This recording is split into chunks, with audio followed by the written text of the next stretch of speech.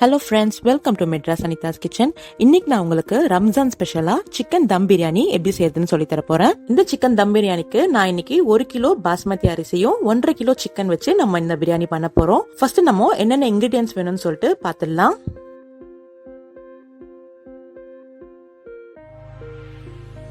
First வந்து 1/2 kilo வெங்காயம் எடுத்துக்கோங்க.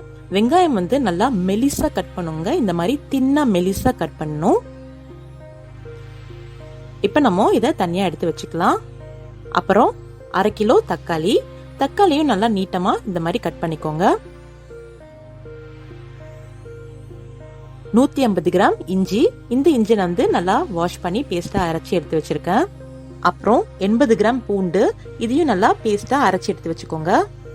ஒரு கைப்பிடி அளவுக்கு புதினா, அப்புறம் ஒரு கைப்பிடி அளவுக்கு கொத்தமல்லி இலை, 150 ml தயிர். இப்ப வந்து 1.5 கிலோ சிக்கனை நல்லா கிளீன் பண்ணி பெரிய பெரிய பீஸா கட் பண்ணி எடுத்து வச்சிருக்கேன். இப்போ நான் ஸ்பைசஸ் பாதியா எடுத்து வச்சிருக்கேன்.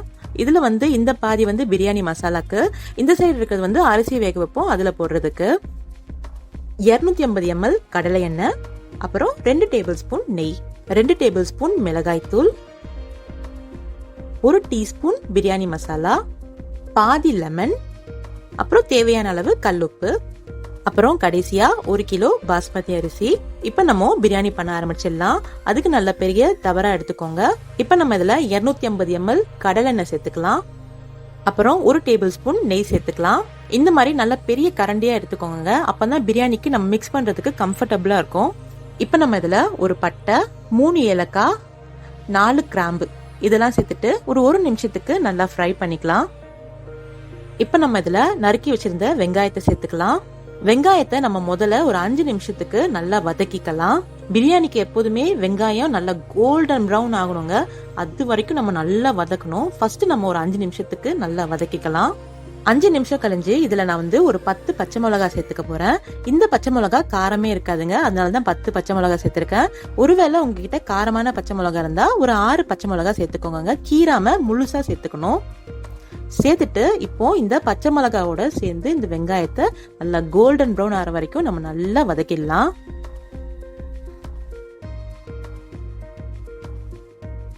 இப்ப பாருங்க வெங்காயம் நல்லா கோல்டன் ப்ரௌன் ஆயிடுச்சு.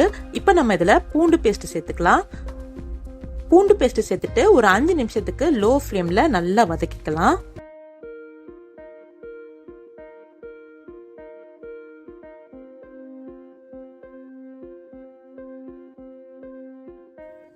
அப்புறம் இஞ்சி பேஸ்ட் சேர்த்துக்கலாம். இதையும் ஒரு 5 நிமிஷத்துக்கு லோ ஃப்ளேம்ல நல்லா வதக்கிக்கோங்க. முக்கியமான விஷயம் லோ ஃப்ளேம்ல வதக்கிக்கோங்க, இல்லைன்னா அடி பிடிச்சிடும். இப்ப நம்ம இதுல 150 ml தயிர் சேர்த்துக்கலாம். தயிர் சேர்த்துட்டு நல்லா மிக்ஸ் பண்ணி விடலாம். மிக்ஸ் பண்ணிட்டு ஒரு 2 நிமிஷத்துக்கு நல்லா குக் பண்ணிக்கலாம். இப்ப நம்ம 2 டேபிள் ஸ்பூன் அளவுக்கு மிளகாய் தூள் சேர்த்துக்கலாம். மிளகாய் தூள் சேர்த்துட்ட உடனே நல்லா மிக்ஸ் பண்ணிக்கோங்க. மீடியம் ஃப்ளேம்லயே நம்ம எல்லாமே குக் பண்ணுங்க, அப்பதான் அடி பிடிக்காது. சோ பார்த்து குக் பண்ணிக்கோங்க. அப்புறம் 1 டீஸ்பூன் அளவுக்கு பிரியாணி பவுடர் சேர்த்துக்கலாம். பிரியாணி பவுடர் சேர்த்துட்டு நல்லா மிக்ஸ் பண்ணி விட்டுக்கலாம். இப்ப நம்ம இதுல சிக்கன் ஆட் பண்ணிக்கலாம். ஒண்ணா சிக்கனை ஆட் பண்ணிக்கலாம். சிக்கன் எல்லாம் ஆட் பண்ணியாச்சு. இந்த மசாலாவோட சேர்த்து இந்த சிக்கனை நல்லா மிக்ஸ் பண்ணி எடுத்துக்கலாம். இப்ப நம்ம இதுல நறுக்கி வச்சிருந்த தக்காளியை சேர்த்துக்கலாம். தக்காளி சேர்த்துட்டு நல்லா மிக்ஸ் பண்ணிக்கலாம்.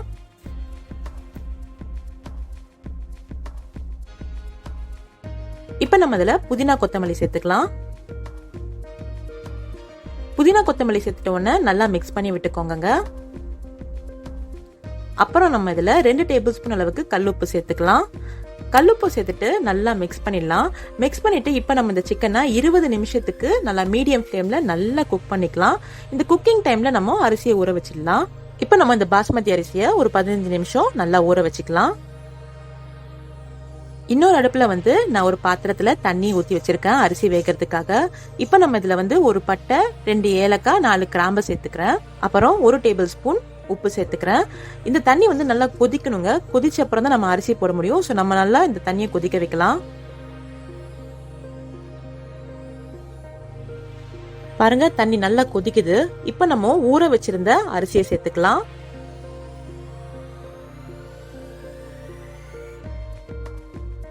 அரிசி வந்து முக்காவாசி வேகணுங்க, கால்வாசி வந்து நம்ம தம் போடும்போது வேக வைக்கணும். சோ முக்காவாசி நம்ம இந்த அரிசியை நல்லா வேக வச்சுக்கலாம். ஒரு 10 நிமிஷத்துலயே வந்து முக்காவாசி அரிசி நல்லா வெந்துருச்சு. இப்ப நம்ம இத நல்லா ஃபில்டர் பண்ணி தனியா எடுத்து வச்சுக்கலாம்.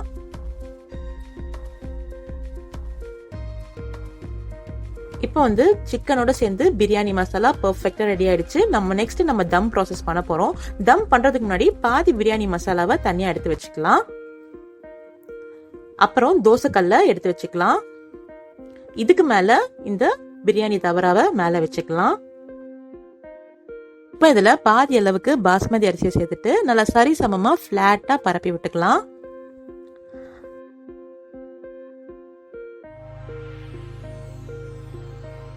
அப்புறம் தனியா எடுத்து வச்சிருந்த அந்த மீதி மசாலாவை நம்ம சேர்த்துக்கலாம்.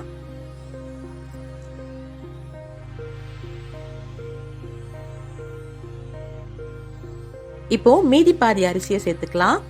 சேர்த்துட்டு நல்லா ஈவனா ஸ்ப்ரெட் பண்ணி விட்டுக்கலாம்.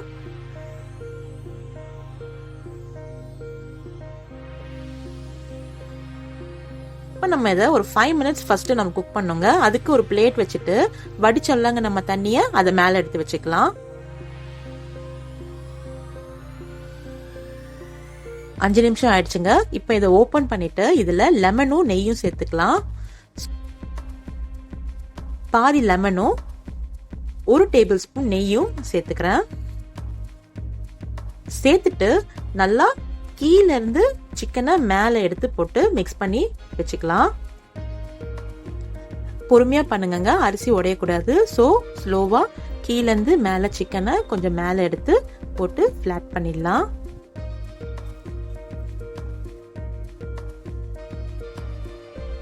அவ்வளவுதாங்க. இப்ப நம்ம இதை க்ளோஸ் பண்ணிடலாம். க்ளோஸ் பண்ணிட்டு ஃப்ளேமை மீடியம்ல வச்சுட்டு ஒரு 15 நிமிஷம் நல்லா சூப்பரா தம் பண்ணிடலாம். தம் முடிஞ்ச உடனே ஆஃப் பண்ணிட்டு 5 நிமிஷம் கழிஞ்சு நம்ம ஓபன் பண்ணி பார்க்கலாம். அவ்வளவுதாங்க, சூப்பரான தம் பிரியாணி ரெடி ஆயிடுச்சு. இது சுட சுட வாழை இலையில போட்டு சாப்பிட்டு பாருங்களேன், வேற லெவல்ல இருக்கும். அண்ட் இந்த பிரியாணிக்கு சைட் டிஷ்ஷா நான் வந்து கத்திரிக்காய் கறி எப்படி பண்ணுன்னு சொல்லிட்டு டிஸ்கிரிப்ஷன் பாக்ஸ்ல லிங்க் ஷேர் பண்ணிருக்கேன், பாத்துக்கோங்க. எல்லாரும் ட்ரை பண்ணி பாருங்க. ட்ரை பண்ணி பார்த்துட்டு எப்படி வந்திருக்குன்னு எனக்கு கமெண்ட் பாக்ஸ்ல ஷேர் பண்ணுங்க. Thank you so much.